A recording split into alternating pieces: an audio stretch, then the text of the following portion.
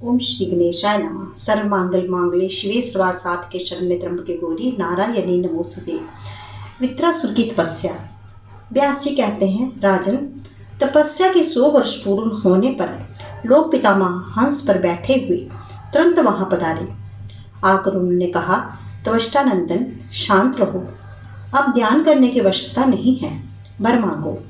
वित्रासुर अविलंब उठकर सामने खड़ा हो गया। अत्यंत गदगद वाणी से कहने लगा, प्रभु, लोहे एवं काठ के बने हुए सूखे एवं भीगे तथा उनके सिवा अन्य भी किसी प्रकार के अस्त्र शस्त्रों से मेरी मृत्यु ना हो सके। मेरा पराक्रम सदा बढ़ता रहे, जिसमें परम बलशाली देवता युद्ध में कभी मुझे जीत ना सके। व्यास जी कहते हैं, राजन, ब्रह्मा जी के इसके प्रति बोले, बस तुम्हारी विलासा सदा सफल रहेगी। सूखे गीले अस्त्र शस्त्र से तथा किसी कठोर पदार्थ आदि से तुम्हारा मरण नहीं हो सकेगा। वित्रासुर के यूं पर देकर ब्रह्मा जी स्वर्ण लोक को पधार गए।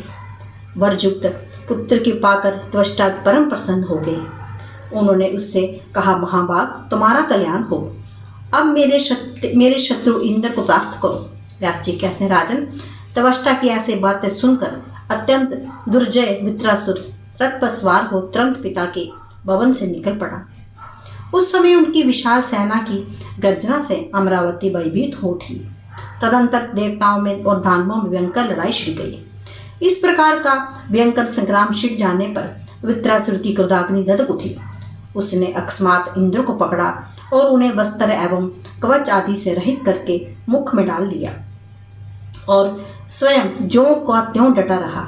इंद्र के वित्रासुर के मुंह में चले जाने पर देवताओं के मन में अपार आश्चर्य और दुख हुआ। व्यास जी कहते हैं, राजन, देवराज का ये दशा देखकर देवता चिंता के कारण अत्यंत घबरा उठे। इंद्र को छुड़ाने के लिए तुरंत यत्न करने लगे। उन्होंने बृहस्पति की सम्मति से शत्रु का संहार करने वाली महान बलवंती जम्बाई का सृजन किया। वित्रासुर को जम्बाई आई और उसके मुख से खुल गया। इंद्र अपने अंगों को समेटकर उसके मुख से तुरंत बाहर निकल आए। तभी से जब जम्बाई की उत्पत्ति हुई, इसके बाद फिर युद्ध आरंभ हो गया। देवताओं और दानवों का वे रोमांचकारी घोर संग्राम 10,000 वर्षों तक चलता रहा।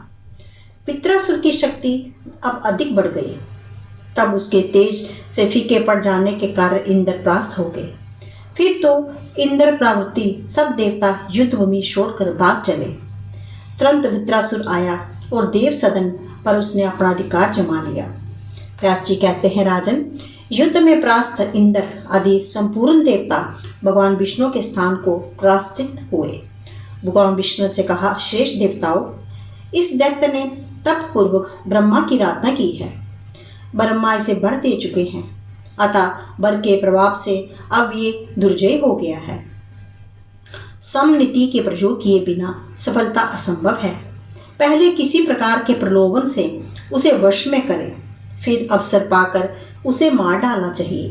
गंधर्वों, तुम लोग वित्रासुर के पास जाओ, उसे वार्तालाप करके इंद्र के साथ उसके मैत्री स्थापित कर दो। आप लोग मंगलमयी भगवती जोग माया के पास जाएं और उनकी आराधना करने का पर केवल इंद्र ही संग्राम में शत्रु को मार डालेंगे। तब देवता सुमेरुगिरि के शिखर पर चले गए। एकांत स्थान में बैठकर जप तप और ध्यान करने में देवता संलग्न हो गए। व्यास जी कहते हैं, राजन, इस प्रकार देवताओं की स्तुति करने पर भगवती जगदम्बा सुंदर रूप धारण करके उनके सामने प्रकट हो गई। तब जगदम्बा ने उन देवताओं से कहा, मुझसे बताओ, तुम्हारे सामने कौन सा कठिन कार्य उपस्थित है। देवता बोले, देवी, देवताओं को अत्यंत दुख देने वाले इस प्रबल शत्रु वित्रासुर को मोहित करने की व्यवस्था करो। इसकी बुद्धि पर ऐसा पर्दा डालो कि ये देवताओं के प्रति विश्वास करने लग जाए और हमारे अयुद्धों में इतनी शक्ति निहित कर दो जिससे वे शत्रु मारा जा सके। व्यास जी कहते हैं, राजन, बहुत अच्छा, ऐसा ही होगा। जो कहकर भगवती जगदम्बा वहां से अंतर्ध्यान हो गई। संपूर्ण देवता भी प्रसन्नतापूर्वक अपने अपने स्थान को चले गए।